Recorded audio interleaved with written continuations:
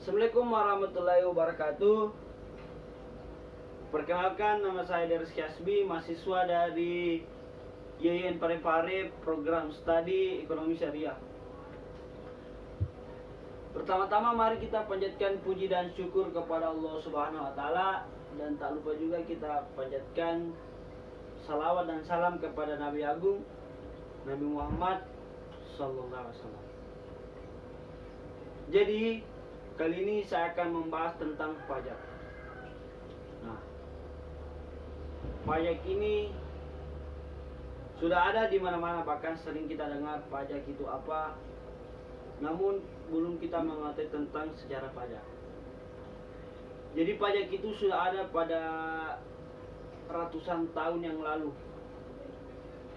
Di zaman kerajaan-kerajaan, setiap rakyat, setiap masyarakat diwajibkan untuk membayar harta untuk kerajaan tersebut. Dengan ini untuk menandakan kesetiaannya kepada kerajaan. Nah, karena dengan ini istilah tersebut dikenal dengan kata upeti. Dari kata upeti ini akan menjadi istilah asal muasal pajak. Di Indonesia sendiri, pajak itu dimulai pada tahun 1839 di zaman kolonial Belanda. Setiap masyarakat diwajibkan untuk membayar pajak, namun besaran pajak tersebut dibeda-bedakan dengan ras-ras yang tertentu. Jadi, di bagian kedua ini saya akan membahas tentang pajak. Pasti dari kalian pernah mengetahui atau setidaknya mendengar dari kata pajak. Pajak itu apa sih? Kemudian manfaatnya pajak itu apa? Tujuan pajak itu apa? Dan apa timbal baliknya pajak tersebut ke diri kita? Jadi, pajak itu banyak jenisnya, mulai dari pajak jenis bangunan, penghasilan, pajak bumi, dan banyak sekali jenis-jenis pajak. Namun saya tidak bisa mengucapkan satu persatu. Pajak adalah pungutan wajib dari rakyat untuk negara, dan ini bersifat memaksa. Jika diibaratkan, pajak ini adalah sebuah bahan bakar, negara diibaratkan sebuah kendaraan, maka kalau kendaraan tersebut tidak ada bahan bakarnya, maka otomatis tidak akan jalan. Begitupun dengan sebuah negara. Jikalau tidak ada pajak di suatu negara, maka otomatis pembangunan di mana-mana ini tidak akan terbangun. Jembatan-jembatan, jalanan-jalanan di depan rumah kita ini akan tidak ada kalau tidak ada yang namanya pajak. Nah, kali ini saya akan membahas tentang fungsi pajak. Pajak ini ada 4. Yang pertama itu ada pajak anggaran, yang kedua ada pajak stabilitas, dan yang ketiga ini ada fungsi mengatur, dan yang keempat ini ada fungsi redistribusi pendapatan. Jadi yang pertama ini adalah fungsi anggaran. Fungsi anggaran adalah pajak yang digunakan untuk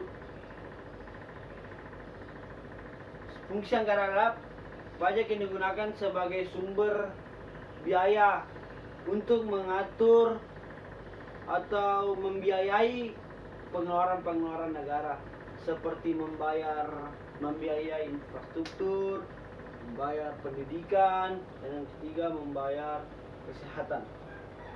Yang kedua adalah fungsi stabilitas.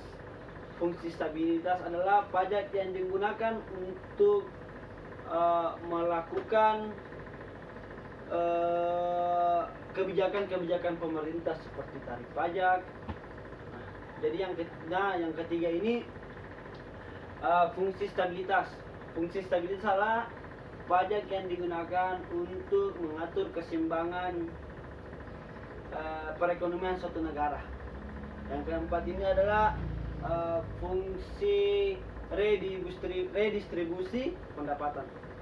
Jadi fungsi redistribusi pendapatan ini adalah sebagai pajak digunakan sebagai untuk meratakan perekonomian masyarakat Indonesia.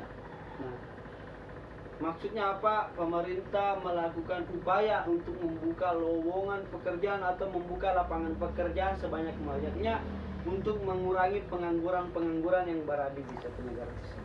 Jadi di bagian ketiga kita akan membahas tentang bea materai. Nah, materi yang akan kita bahas yaitu yang pertama itu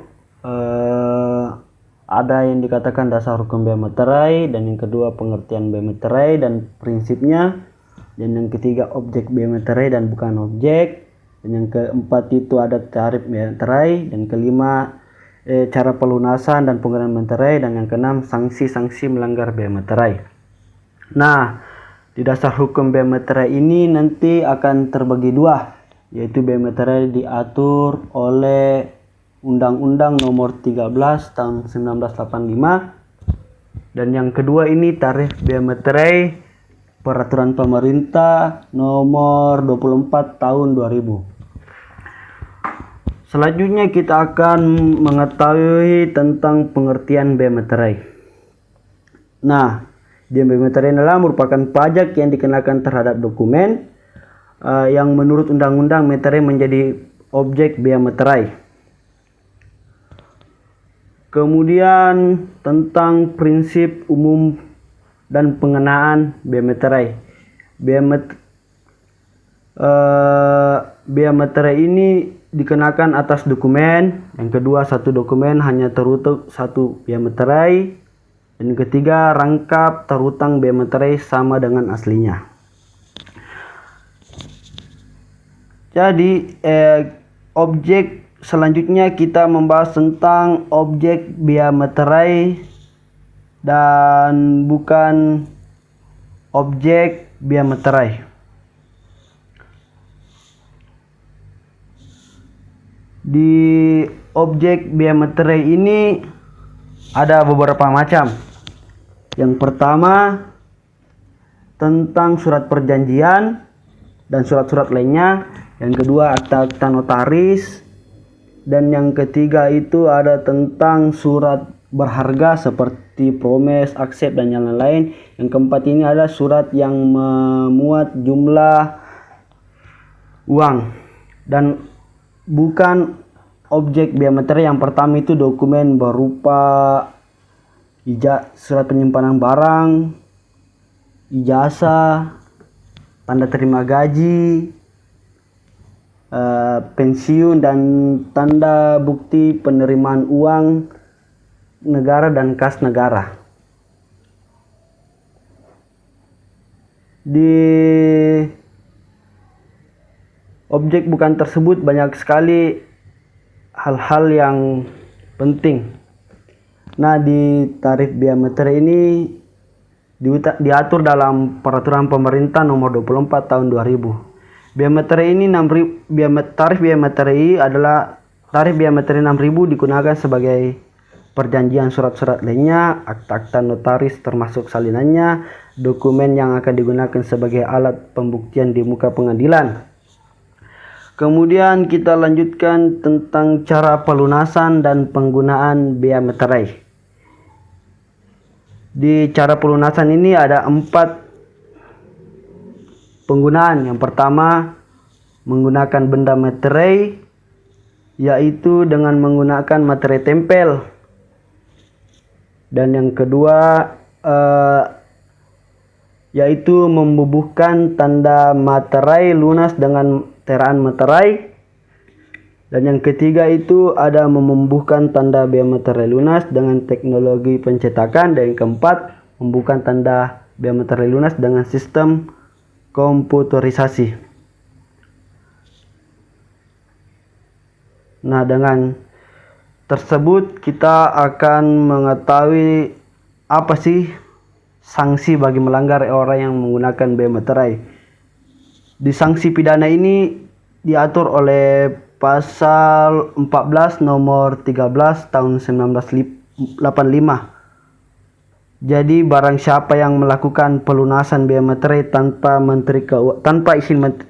izin Menteri Keuangan yang akan keuntungan bagi pemilik atau menggunakan dan sebaliknya dan menimbulkan kerugian bagi negara dapat dipenjarakan selama-lamanya 7 tahun. Nah, itulah hasil dari presentasi saya. Mungkin banyak dari kurangnya, mohon dimaafkan. Wabillahi taufik wal hidayah. Assalamualaikum warahmatullahi wabarakatuh. Terima kasih banyak.